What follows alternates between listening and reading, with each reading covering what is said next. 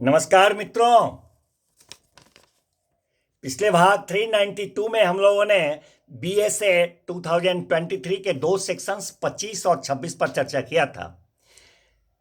Section 26 में हम लोगों ने उसका जो उदाहरण था उस पर कहा था कि अगले भाग 392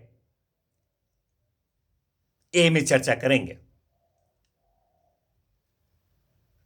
सेक्शन 26 में हम लोगों ने देखा कि वैसे व्यक्ति के द्वारा किया हुआ कथन जो मर गए हैं, जो मिल नहीं पा रहे हैं या जिनको न्यायालय में साक्ष्य के लिए लाना बहुत ही दुश्वार हो जाता है, बहुत समय बर्बाद जाता है।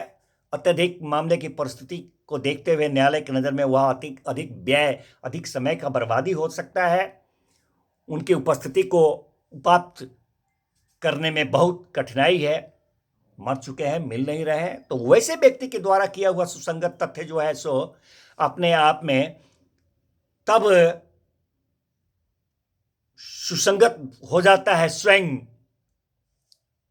तो उस कब होता है उसके बारे में हम लोगों ने चर्चा किया था और उसका उदाहरण शेष रह गया था। तो आज भाग 392 ए में हम उन उदाहरणों पर चर्चा करेंगे। मित्रों, क्वेश्चन इज कि क्या और कब, whether and when A B का विवाह हुआ था। प्रश्न यह है कि क्या और कब ए और बी का विवाह हुआ था। तो यहां पर यदि इन दोनों में से किसी के पेरेंट्स, पिता हो या माता हो, उनके द्वारा किसी अपनी याददाश्त पुस्तिका में दोनों के साथ शादी की तारीख अगर लिखी हुई मिलती है, दैट इज रेलिवेंट फैक्ट। तो वह रेलिवेंट फैक्ट, सुसंगत तथ्य है। दूसरा उदाहरण, प्रश्न यह है कि गांव का अमुक सड़क जो है, गांव का कोई सड़क जो है, क्या वह लोक मार्ग है, पब्लिक रोड है। तो यहां पर गांव के जो प्रधान जी हैं, जो मर चुके हैं, उनके द्वारा किया गया कथन कि वह सड़क जो है वह लोक मार्ग है, वह तो ये जो है, अगर या वो उनका किया हुआ ये कथन कि वह लोक मार्ग नहीं है, तो ये बातें सुसंगत तथ्य होंगी। मित्रों, प्रश्न यह है कि क्या बी ने ए की हत्या किया था या किसी संव्यवहार में हुई क्षतियों के कारण उसकी मृत्यु हुई थी, जिस अनुक्रम में ए से बलात्संग किया गया था।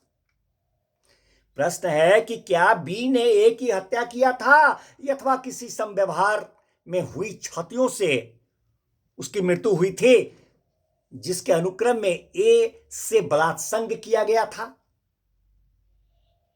अब यहां पर मित्रों प्रश्न यह है कि क्या बी ने बलात्संग किया था, रेप किया था, या प्रश्न यह है कि क्या ए को बी ने ऐसी परिस्थितियों में मारा था कि ए की विधवा द्वारा बी के विरुद्ध वाद लाया जा सकता है। तो ऐसे में अपनी मृत्यु के बारे में ए के द्वारा किया गया वो कथन, जो कथन उसने क्रमशः विचाराधीन हत्या बलात् संग और वाद योग्य दोष को निर्देशित करते हुए किए गए हैं, वे रेलिवेंट फैक्ट, सुसंगत तथ्य हैं। मित्रों, प्रश्न है कि ए के जन्म तिथि के बारे में, ए के जन्म तिथि के बारे में प्रॉब्लम है। तो एक सर्जन है जो मर चुके हैं, वो अपने साधारण कारोबार के अनुक्रम में नियमित रूप से एक डायरी लिखा करते थे, और उस डायरी में ये लिखा हुआ मिलता है उनके द्वारा कि अमुक दिन उन्होंने एक ही माता की परिचर्या की और उसे पुत्र का प्रसव उन्होंने कराया उस माता को। तो यह रेलिवेंट फैक्ट हो जाएगा ए का जन्म तिथि, जो वो मृत सर्जन के डायरी में लिखा हुआ मिलता है। उसी तरह एक क्वेश्चन है कि क्या ए को अमुक भूमि का किराया दिया गया था, ए को कोई भूमि है उसका किराया दिया गया था। तो ऐसे में ए का एक एजेंट है जो मर चुका है,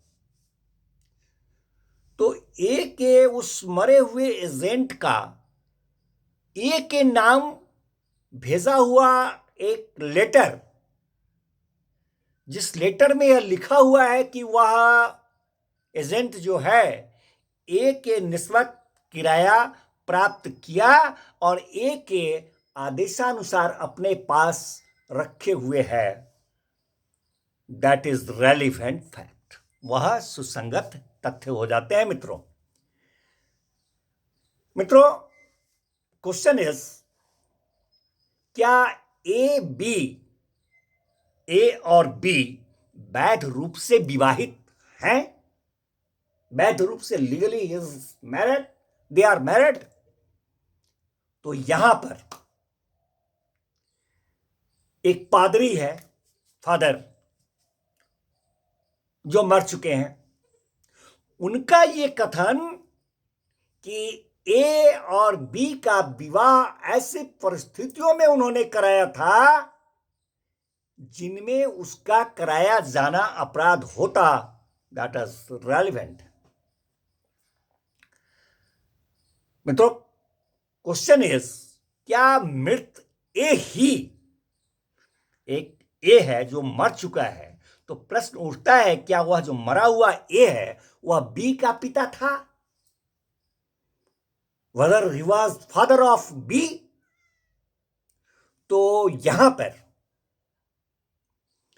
ए के द्वारा किया गया कथन कि बी उसका पुत्र है, that will be relevant fact, वह सुसंगत तथ्य होगा। प्रश्न यह है कि किसी पोत के ध्वंस होने का कारण क्या है? कोई जहाज है, वह ध्वंस हो जाता है, तो क्वेश्चन उठता है कि उसके ध्वंस होने का क्या कारण है। तो यहां पर मित्रों, उस पोत का, जहाज का जो कैप्टन है, जिनकी उपस्थिति उपात प्रोक्योर अब नहीं की जा सकती है, उनके द्वारा किया गया प्रतिवाद, protest made by that captain, वह रेलिवेंट फैक्ट है, सुसंगत तथ्य है। धन्यवाद मित्रों, मिलते हैं फिर नेक्स्ट भाग में नेक्स्ट सेक्शन के साथ।